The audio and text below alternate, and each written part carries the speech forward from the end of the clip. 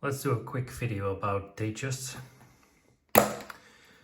So this is my personal collection of Datejusts. So we got the two-tone yellow gold Wimbledon stainless steel domed on oysters. So it's a 126200 and a white gold bezel fluted on a black dial. And on the surface, probably this one looks like it's going to be flat black, but actually the neat part about this dial is that it has a sunburst to it. So if we get it in the light, you can really start to see the sunburst. And it's not really super pronounced, but it really goes from the jet black dial to the sunburst dial, which has some warm tones to it. Of course, with the bezel being white gold, it just shines like crazy.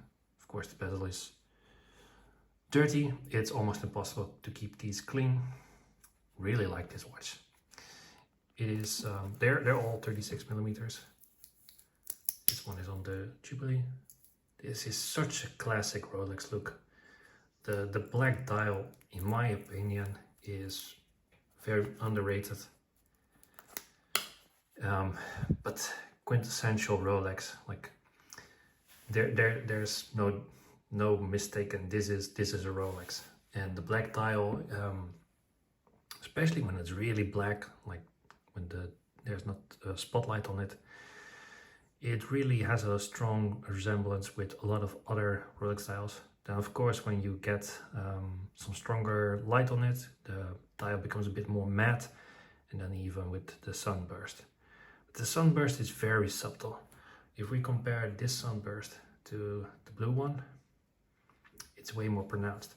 But the blue dial does have the same effect, but often you will always see the sunburst. But when sometimes it almost becomes like a flat blue or even almost black. The dial plays so much with the light. As you can see now, it's very bright blue. We get it in the spotlight.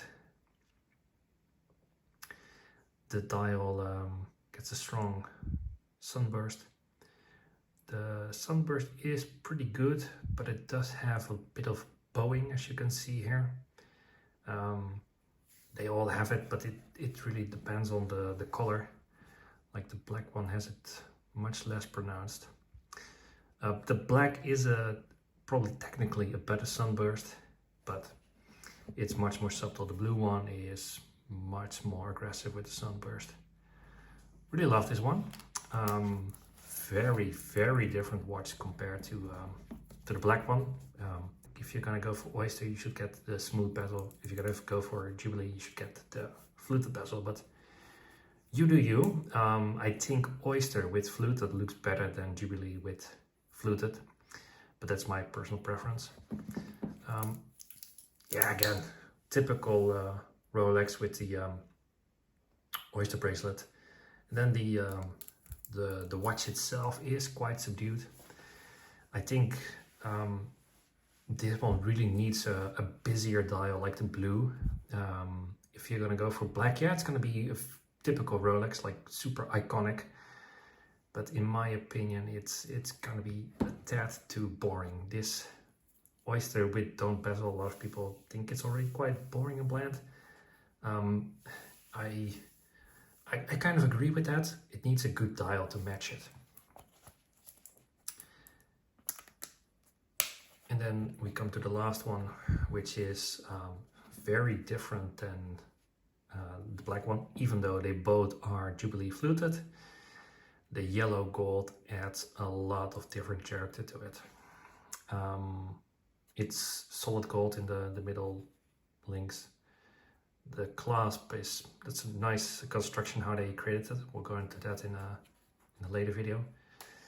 And then the bezel, of course, is the same but different because of the yellow gold versus the white gold. Dial also very different. Again, this one has a very strong sunburst. As you can see, it really likes to change colors. And once we hit the spotlight, it really starts to dance. But again, this one also can go to a pretty flat color. Like, it doesn't happen often, but it can almost have no sunburst at all. But in terms of sunburst, it is much more similar to this one. Maybe even more sunbursty. I don't know if that's a word, but I think it has even more sunburst than this one, but it's pretty similar. So yeah, 3 Rolex Datejust 36 millimeters, yet all so different from each other, yet all very distinct Rolex. Which one would you choose? Like, I have the luxury of having all 3, and if you're gonna tell me to get rid of all but one, I'm gonna have a pretty hard time. I would probably go for the black one because it's so iconic Rolex. But this one, it might be a one watch collection for me. Thanks for watching.